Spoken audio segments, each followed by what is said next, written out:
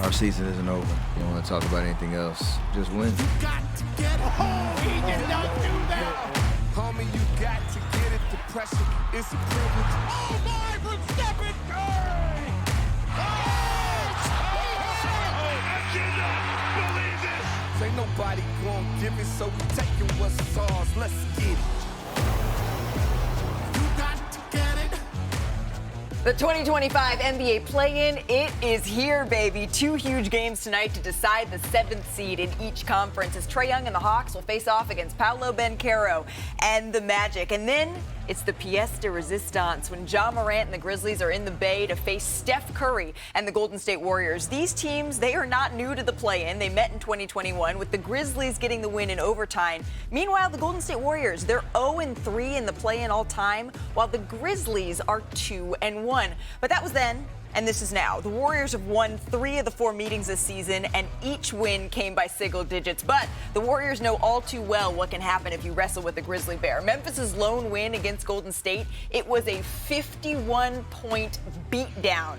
We're going to get to the under-the-radar matchups and keys to watch, but big games, they come down to star players. This one is no exception. Ja and Steph have actually only played 11 times against each other, both players averaging over 29 points per game. This game has massive implications for both teams. As the winners get 4 days of rest and prep time before taking on the Rockets, they avoid being on the Thunder's side of the bracket, if that's something that interests you, to stay away from that matchup. The loser, they'll have to play an elimination game on Friday against the winner of the Mavericks and the Kings game, and even if they win that, they start the playoffs just 1 day of rest against the Thunder on Sunday. So who better to break it all down with than our senior NBA insider, Charania, our senior writer, Brian Windhorst, and a 3-time champ, Udonis Haslem. I'm Malika Andrews. Let's get into it, UD, because tonight is simple. Win, and you are in. You get to play the Houston Rockets. Lose, and we just laid out everything that you have to face. So what is tonight going to come down to? Steph Curry. Chef's got to cook. And with back against the wall, we all know that as Golden State goes, Steph Curry, as Golden State goes, it's off Steph. The energy that he brings, the offenses, all the attention that he gets, it unlocks the other guys. As Steph Curry goes, Golden State will go tonight. I'm not sure there's been a better one-game player in the last 10 years in the NBA than Jimmy Butler. You know, LeBron's got a case, some other guys got a case. Jimmy Butler tonight, how he feels on that leg that he got that contusion on just 2 days ago, they're going to rely on him. You say that the Warriors have a bad record in the play-in. Jimmy has a great record in the play-in. They need Jimmy Butler tonight to give them a big performance. It's a small sample size, but we were talking about Jimmy Butler as potentially the greatest play-in player of all time. Maybe him and Trae Young have a case to be in that conversation, but he needs to be healthy to do that. And we saw it. We're going to show you video right now, actually, of Steph Curry this morning getting warmed up. He has a brace on his hand. You can see he hurt it in a previous game here, so he's going to need to be playing through some pain. There's that video we mentioned, as well as Jimmy Butler. Shams, we saw him knock knees at the end of the final game of the regular season against the Clippers. What can you tell us about their statuses tonight? Malika, Stephen Curry is in. He's playing with that wrap. A Golden State Warriors source told me it's good enough for him to play on. It's healthy enough for him to play on. He's got that right thumb sprain. He's re-aggravated a few times this year. But Jimmy Butler is the bigger thing. And this is playoff time. This is playoff Jimmy in a lot of ways. If this were a regular season game, doubt he plays tonight. But he has a deep thigh contusion, and he's been getting around-the-clock treatment from my understanding, and he will tough it out. He's going to play tonight. He's been undergoing treatment pretty much all hours during the day to make sure he's going to be able to go tonight. So he'll be very needed against Memphis. When you hear that this in a regular season game might not be something that Jimmy Butler plays, Brian, what do you think, knowing how important tonight is? I think that this is exactly why they traded for him, because we've seen Jimmy Butler in the postseason play through injuries that other guys might not play through and certainly not thrive in. That series that he had a couple years ago when he was not right on his knee, where he went in with Mr. Haslem here and led them to a victory over the Boston Celtics, one of the most impressive single-person performances I've seen in the last decade. Jimmy Butler, even though he's not 100%, I believe that he can deliver a difference-making performance tonight. But that, you imagine that you're going to need even more from Steph. Yeah, you're going to need more from Steph. I mean, Brian, to your point, that even last playoff run, Jimmy Butler played 3 quarters with a grade 2 MCL sprain. Like, that is unheard of for him to do that against Philadelphia last year in the play-in game. And this is why they brought him. He is tough. This is what he does. This is a regular season game. Again, he's probably not playing. When you think of toughness, when you think of grit, certainly Jimmy Butler is the player that comes to mind. But importance, it's Steph Curry. As we just heard, he's going to be playing through a little bit of discomfort, but he's going to give it a go. And the Memphis Grizzlies, they remember the last time they saw Steph Curry. He exploded for 52 points. How can they slow him down here, UD? I mean, they got to top block Steph. You got to keep him from getting the ball. You got to stay in between him and the ball, obviously. And make everything tough for him. So we're going to get into it right now. Right now, you see Steph on that baseline right now. You see Josh taking that top side. He's in between Steph and the ball. He's going to push him away. So nothing Steph does is easy, even before he gets the ball. He cuts baseline. You see Josh goes over the screen and meets him on the other side, so he has a body on to keep Steph from going back there on that baseline. One adjustment I think that Golden State will make is to try to keep Steph off that baseline. If you keep him off that baseline, you're allowed to go backdoor and exploit those matchups. You see their top lock? You keep him off that baseline, now he can take that backdoor cut and exploit that. He exploits it. Edey does a good job of recovering. He passes the ball. Now he knows he has a big on him. This is his world. This is not Edey's world. We got Zach Edey in my world right now. I'm going to dribble a little bit. I'm going to dance a little bit. I have no intentions on driving the ball. I just want to lull you to sleep so I can put this in your eye real quick. Take that with you. We're getting back on defense now. Now we talk about Draymond, who's being the basketball player and has the IQ. You're top blocking Steph as soon as he comes across half court.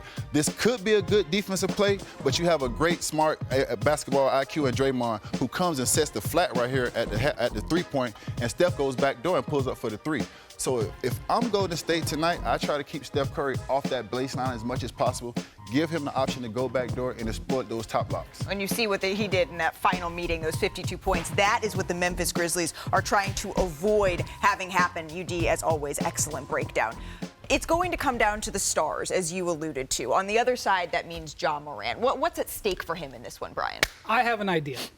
Let's have the Grizzlies overachieve, because the last 4 years have been miserable for them in the postseason. They were the 2 seed, and they got knocked out in the second round. Then they were the 2 seed, and they got knocked out in the first round. Last year, devastated by injuries, no postseason. This year, they were the 2 seed 2 months ago. Then when they fired Taylor Jenkins, they were tied for the 4 seed. Where are they today?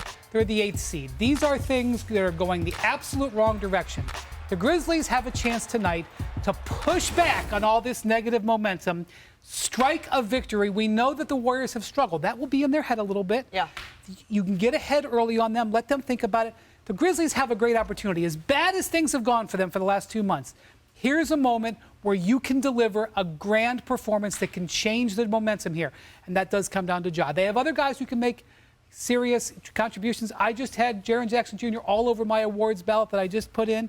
He's been their most consistent player. But this really is a great opportunity for Ja to reverse the narrative that has been against this team now for the last 3-4 years. I agree with you, Wendy. To piggyback off what you said, it's never been a question on Ja's talent. It's never been a question what he can bring to the table as a basketball player. Can he lead these guys when their backs against the wall, adverse circumstances? Has he taken that step?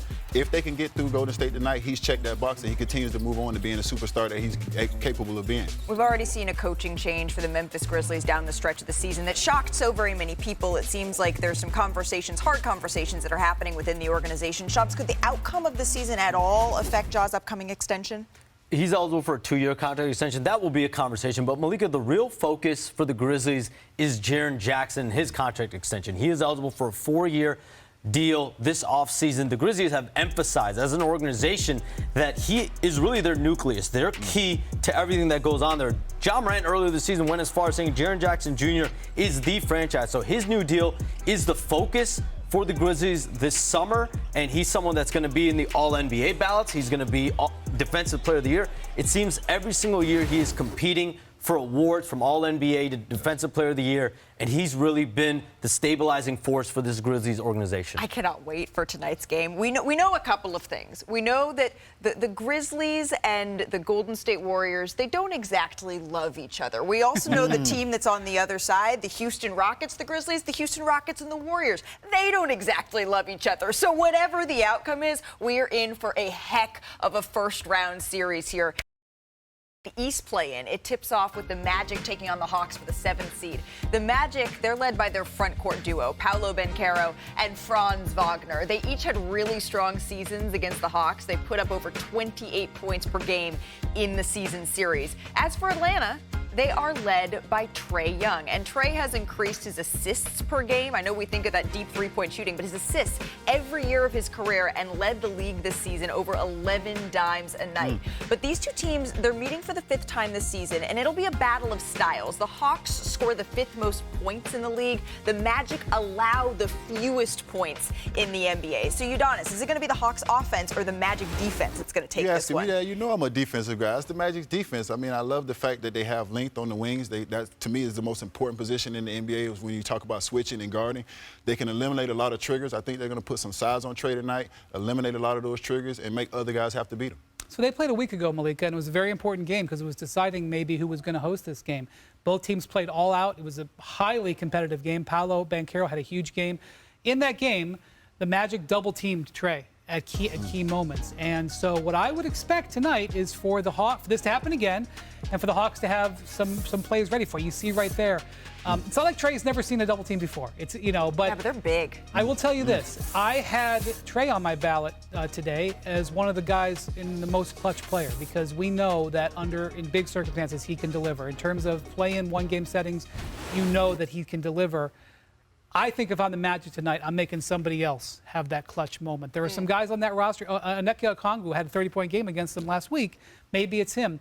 Maybe it's Dyson Daniels. But Trae Young can't be allowed to go into Orlando and dance on him tonight.